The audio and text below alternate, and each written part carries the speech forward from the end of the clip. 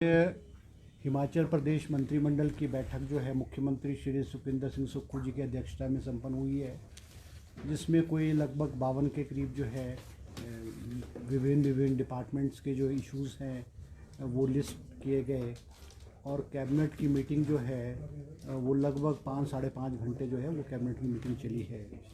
सबसे अहम फैसला जो लिया गया है, क्योंकि हिमाचल प्रदेश में जो बल ड्रग पार्क ऊना में बन रहा है उसमें जो है सरकार ने फैसला किया है कि जो 50% शेयर है लगभग 1000 करोड़ रुपए वो हिमाचल सरकार जो है उसको बेयर करेगी और 2000 करोड़ रुपए का जो बल ड्रग का पार्क है उसको आगे काम चलाने के लिए आज कैबिनेट ने जो है हरी झंडी दे दी है। क्योंकि ये जो बल ड्रग पार्क है ये 2000 करोड़ रुपए के करीब का है, जिसमें से कि 1000 करोड़ रुपए केंद्र सरकार देगी और 1000 करोड़ रुपए हिमाचल सरकार देगी। और इसकी जो डेट है, क्योंकि ये जो प्रोजेक्ट है ये 31 दिसंबर 2025 तक इसकी डेडलाइन थी, मगर अब इसको केंद्र सरकार ने इसको 31 मार्च 2026 तक जो है वो इसको एक्सटेंड कर दिया गया है। बल ड्रग पार्क का काम जो है वो बहुत तेज़ी से जो है अब लग जाएगा। इसके अलावा जो है वो 486 पोस्ट जो है वो लेक्चरर फिज़िकल एजुकेशन की आज कैबिनेट ने स्वीकृत की है।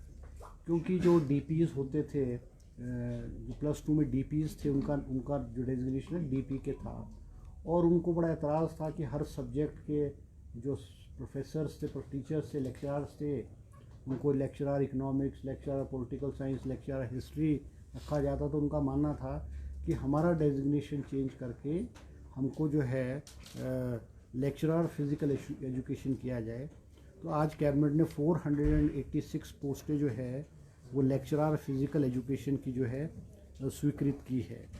इसके अलावा 157 पोस्टें जो है supernumerary post of principal school cadre, 157 पोस्टें जो है स्कूल काडर के प्रिंसिपल की जो है वो कैबिनेट ने आज स्वीकृत की है, जिसको कि आने वाले समय में जो भी टीचर्स हैं उनको सीनियरिटी के आधार पे जो है इनको जो है भर दिया जाएगा।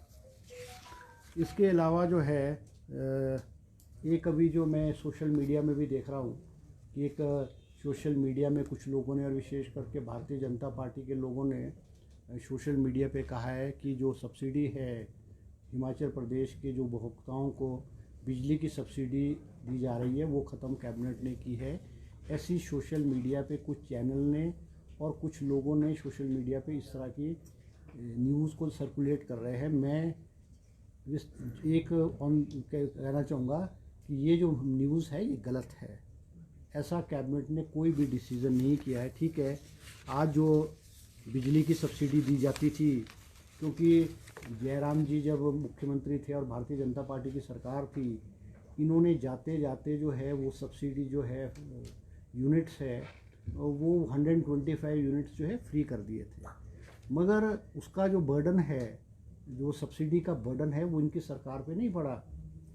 इनकी सरकार हटने के बाद जब भारतीय जनता पार्टी की सरकार गई और 2022 के आखिर में कांग्रेस की सरकार आई, मुख्यमंत्री सुखविंदर सिंह मुख्यमंत्री बने, 22-23 में भी इसका जो बर्डन है वो लगभग 900 करोड़ रुपए का जो भार है वो हमारी कांग्रेस की सरकार ने बेयर किया है।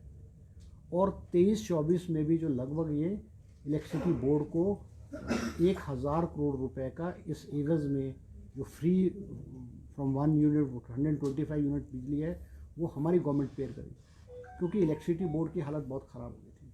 आज इलेक्ट्रिसिटी बोर्ड की स्थिति ये है कि उनके पास कर्मचारियों को तनख्वाह देने के लिए पैसे नहीं हैं, उनको एक्सपेंशन बिजली के इंफ्रास्ट्रक्चर को, बिजली को और इम्प्रूव करने के लिए उनके पास पैसे नहीं हैं।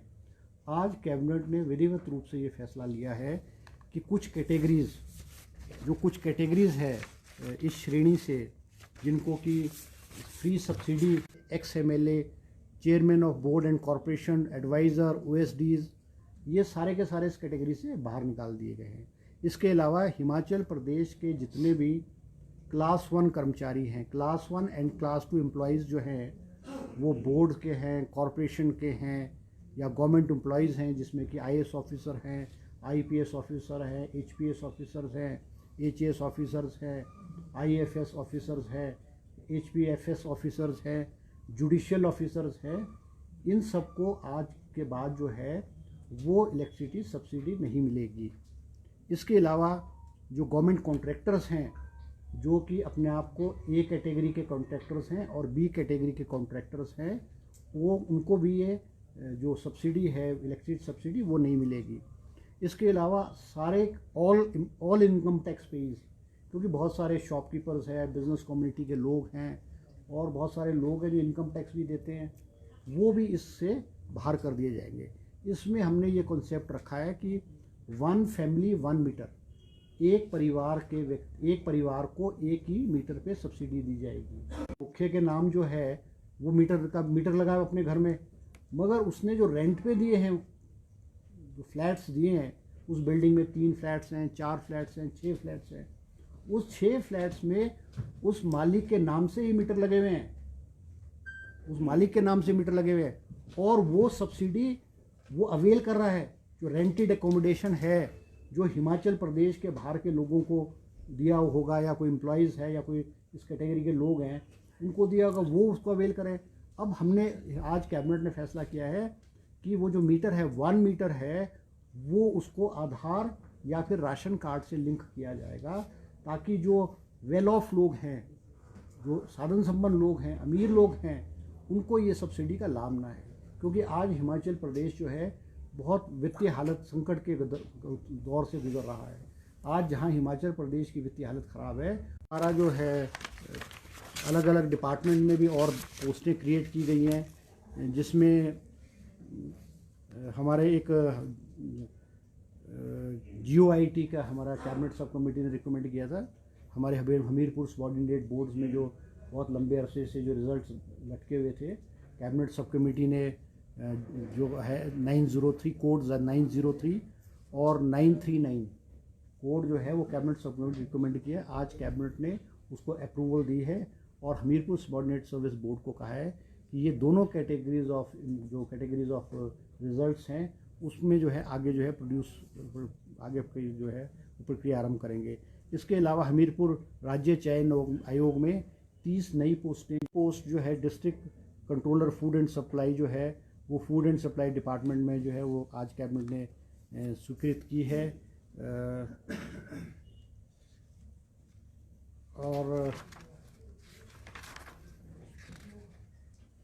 और जो है 4 पोस्टें जो हैं वो हमारे डिपार्टमेंट ऑफ कार्डियोलॉजी में है, Radha Krishnan government medical college Hamirpur में स्वीकृत की गई हैं।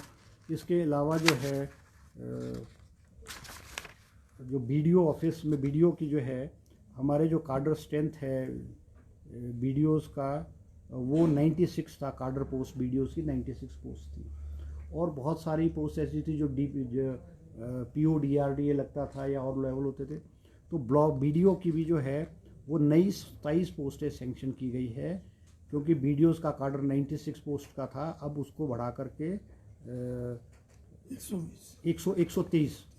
123 जो है 123 कर दिया गया है, 123 कर दिया गया है। इसके अलावा जो है और 2 पोस्टें जो है हिमाचल प्रदेश सचिवालय में जो है विधि विभाग में विधि अधिकारी अंग्रेज़ी व 1 पोस्ट विधि अधिकारी इंग्लिश की जो है स्वीकृत की गई है। और इसके अलावा जो विद्या उपासक जो है, क्योंकि EGS में जो है विद्या उपासक लगे हुए थे, 18 लोग हैं, उनको जो है अगेंस्ट द रूल JBT की पोस्ट के अगेंस्ट जो है उनको एडजस्ट जो है वो कर दिया गया है। इसके अलावा जो है सिविल हॉस्पिटल शाहपुर में जो है एक मेडिकल ऑफिसर डेंटल और डेंटल हाइजीनिस्ट की जो है पोस्ट है, इसको भी क्रिएट किया गया है। प्रदेश के दूर दराज के क्षेत्र जो है वो इस सर्विसेज से जुड़े, उसमें जो है 53 पोस्ट जो है वो अलग अलग कैटेगरीज़ की जो है वो हेलीपोर्ट्स पे जो है अंडर द स्कीम RCS उड़ान सेंक्शन की गई है, और 60 पोस्टें जो है पुलिस ऑफिशियल्स की भी जो है इस स्कीम के तहत जो आज कैबिनेट ने स्वीकृति प्रदान की है। इसके अलावा जो है Radha Krishnan government medical college Hamirpur में जो है और जवाहरलाल नेहरू मेडिकल कॉलेज चंबा में जो है फर्नीचर की स्वीकृति प्रदान की। वो IGMC शिमला के लिए स्वीकृत की गई है थी, जिसमें कि जिन बच्चों के अगेंस्ट एविडेंस पाया गया था, तो वो उतनी पोस्टें जो हैं, जैसे JOIT 819 है, उसमें 7 लोगों के अगेंस्ट जो है वो एविडेंस था, तो वो 7 पोस्टें खाली छोड़ दी गई थी। जो अलग अलग कैटेगरीज़ की और पोस्ट है उनमें हमने नहीं, देखो मैंने अलग अलग कैटेगरीज़ का आपको बताया है कि वो राशन कार्ड या आधार कार्ड के साथ मीटर को जोड़ा जाएगा, और अगर वो इनकम टैक्स पे ही होगा तो उस कैटेगरी से बाहर हो जाएगा। अब जिस तरह से मैंने आज विस्तृत रूप से आपको बताया कि बहुत सारे लोग जो हैं उन्होंने रेंट आउट किराए पे किया हुआ है। नहीं सर, उसमें भी पेज है कि मकान मालिक तो ठीक है, मकान मालिक के पास किराएदार है, कोई बेचारा दुकान में काम करता है, क्योंकि मीटर मकान मालिक के नाम होता है, तो वो कैसे उसको डिफाइन करेगा? नहीं, वो तो देखो ऐसा ना, वो तो जो इनकम टैक्स पे ही होगा, जो उस कैटेगरी में नहीं आएगा, जिसकी इनकम कम होगी, उसको तो सब्सिडी कंटिन्यू रहेगी। जो इनकम टैक्स पे ही होगा, इनकम टैक्स पे मीन जो इनकम टैक्स डिपार्टमेंट में रिटर्न्स फाइल करता है, उस कैटेगरी में जो भी लोग आएंगे मीटर तो मकान मालिक के नाम नहीं, तो मकान मालिक ऐसा ना, मकान मालिक को अब देखो ऐसा ना कि क्योंकि प्रश्न ये है कि 1000 करोड़ रुपया जो है हिमाचल सरकार को इलेक्ट्रिसिटी बोर्ड को देना पड़ता है। अब जो वेल ऑफ लोग हैं, अब हम सरकार ने तो टॉप से सबसे शुरू किया है, मुख्यमंत्री को नहीं होगी, पूर्व मुख्यमंत्री नहीं होगी, मंत्री को नहीं होगी, MLA को नहीं होगी। इसमें जो हमने निकाले हैं वो लोग निकाले हैं जो वेल ऑफ लोग हैं, उच्च पदों पे बैठे हुए लोग हैं, उनको हमने इस कैटेगरी से निकाला है। और ये जो कैटेगरी निकली है कोई फ्री सब्सिडी, वो कंटिन्यू रहेगी। हमने तो ये शुरुआत की है कि जो वेल ऑफ है, मिनिस्टर है, एक्स MLA है, चीफ मिनिस्टर है, OD chairman, vice chairman of board और कॉरपोरेशन है, IAS ऑफिसर्स हैं, IPS ऑफिसर्स हैं, अब इनकी कैटेगरी चाहिए 20,000 हैं या 50,000 होंगे, 1 लाख होंगे। पर जो वेल ऑफ लोग हैं, जो इस पैसे को, उनको तो सब्सिडी की जरूरत नहीं है, उनको सरकार या इलेक्ट्रिसिटी बोर्ड सब्सिडी क्यों दे? तो ये बातें, इसमें जो गरीब लोग हैं, आम आदमी है, IRDP का व्यक्ति है, क्लास 4 एम्प्लॉय है, क्लास 3 एम्प्लॉय है, वो इस कैटेगरी में नहीं आएंगे, वो इस कैटेगरी में नहीं आएंगे। सर एक बात, सर 300 यूनिट की बिजली देने की भी बात की, जो गारंटी है, उसका क्या होगा? नहीं, देखो जो हमने कमिटमेंट्स की थी, हमने ये कभी भी नहीं कहा था कि हम फर्स्ट मंथ या फर्स्ट ईयर में इनको पूरी करेंगे। हमने OPS की बात की थी, हमने OPS पहली कैबिनेट मीटिंग में करने की बात की थी, हमने फर्स्ट कैबिनेट मीटिंग में OPS को लागू किया। हमने कहा कि हम हिमाचल प्रदेश की महिलाओं को 1500 रुपये पेंशन देंगे। मुख्यमंत्री जी ने दूसरे बजट में महिलाओं को ये 1500 रुपये पेंशन जो आरंभ कर दी है। आज हिमाचल प्रदेश की जितनी भी महिलाओं ने फॉर्म भरे, आज उनको 3-3 महीने की 4,500 रुपये के हिसाब से पेंशन मिल चुकी है। ठीक है, हमने जो कमिटमेंट्स की हैं, हमारे जो वायदे किए हैं, हम उनको करेंगे, मगर आज प्रदेश की वित्तीय हालत इस प्रकार की नहीं है कि ये सिस्टम कोलैप्स हो जाए, तो उससे किसी का भला थोड़ी भी होगा। आज हमको रिसोर्स मोबिलाइजेशन तो करना पड़ेगा।